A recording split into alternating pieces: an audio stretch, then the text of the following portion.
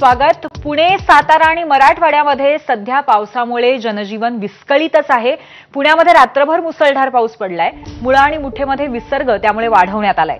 डेक्कन परिसरामध्ये रस्ते सध्या पाण्याखाली आहेत आणि पुण्यातून जाणाऱ्या सिंहगड, डेक्कन, प्रगती एक्सप्रेस या रद्द करण्यात आलेल्या आहेत। तसंच वसई विरारमध्ये 12 तासांपासून वीज पुरवठा खंडित आहे। आता नांदेडमधल्या हसनाळमध्ये पूर ओसरतोय, पण पिकांचं मोठं नुकसान झालेलं आहे। एकंदरीतच महाराष्ट्रामध्ये विविध ठिकाणी सगळ्यांना आजही अनेक समस्यांचा सामना पावसामुळे करायला लागतोय।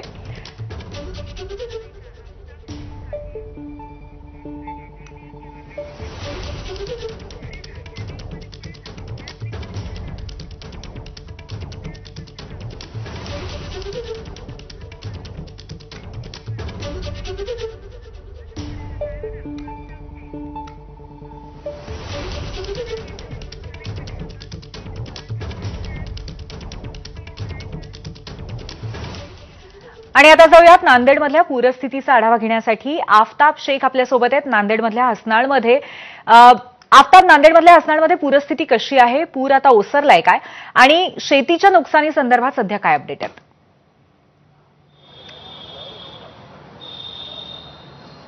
नक्कीच पूर्वी खरं तर हसनाळ गावाला सर्वाधिक फटका जो आहे तो नांदेड जिल्ह्यामध्ये बसलेला आहे। नांदेड जिल्ह्याचा एकूण जर आपण विचार केला तर 971 गावातल्या जवळपास 3 लाख हेक्टरहून अधिक पिकांचं नुकसान जे आहे ते या संपूर्ण जिल्ह्यामध्ये झालेलं आहे। आणि हसनाळ गावाच्या परिस्थितीचा विचार जर केला तर खरं तर 17 ऑगस्टच्या रात्री जो मुसळधार पाऊस असा झाला, ढगफुटी सदृश्य पाऊस झाला, या पावसामुळे संपूर्ण गाव जे आहे ते पाण्याखाली होतं। लेंडी धरण क्षेत्रातलं जे पूर्ण पाणी आहे गावात शिरलं आणि त्यामुळे संपूर्ण गाव जे ते बेचिराग होण्याची वेळ जी आहे ती आलेली होती। आत्ताच जर परिस्थितीचा विचार केला तर जवळपास 3 दिवस झालेले आहेत आणि गावात अद्यापही विद्युत पुरवठा नाहीये आणि संपूर्ण गाव जे ते पाण्यात आहेत।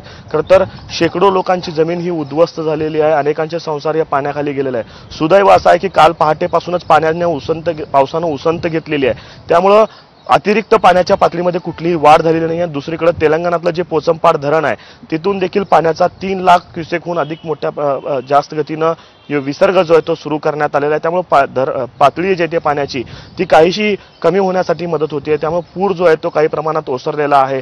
मंत्री गिरीश महाजन यांनी देखील काल हसनाळमध्ये येऊन पाहणी केली आणि प्रशासनाला त्यांनी सूचना केलेल्या आहेत की ज्या ज्या पद्धतीनं बचाव कार्यामध्ये मदत करता येईल ते वाढवण्याच्या सूचना खरं तर गिरीश महाजन यांनी दिलेल्या होत्या। आपण काल पाहिलं की सैन्य दलाला देखील या गावामध्ये काल पाचारण करण्यात आलं होतं। सैन्य दलानं मदत कार्य जे या संपूर्ण गावामध्ये केलेलं आहे। जी लोक गावामध्ये अडकलेली होती त्यांना वरच्या भागात स्थलांतरित करण्यात आलेला आहे। एकूण 5 लोकांचा दुर्दैव या घटनेमध्ये मृत्यू झालेला आहे। तर शेजारीच असलेल्या धडकगावमधनं देखील तेलंगणातले काही भाविक जे ते प्रवासासाठी आलेले होते ते देखील वाहून गेले। 3 लोकांचे मृतदेह त्या ठिकाणी सापडलेले आहेत आणि अद्यापही एक महिला जी आहे ती बेपत्ता आहे। एकूण संपूर्ण नांदेड जिल्ह्यातल्या परिस्थितीचा विचार केला तर दुर्दैवानं 8 लोकांचा मृत्यू झालाय, एक महिला अद्यापही बेपत्ता आहे। मात्र शेकडो लोकांना वाचवण्याचा यश जे आहे ते प्रशासनाला आलं असलं तरी हजारो लाखो हेक्टरवरची शेती जी आहे ती पाण्याखाली गेलेली आहे।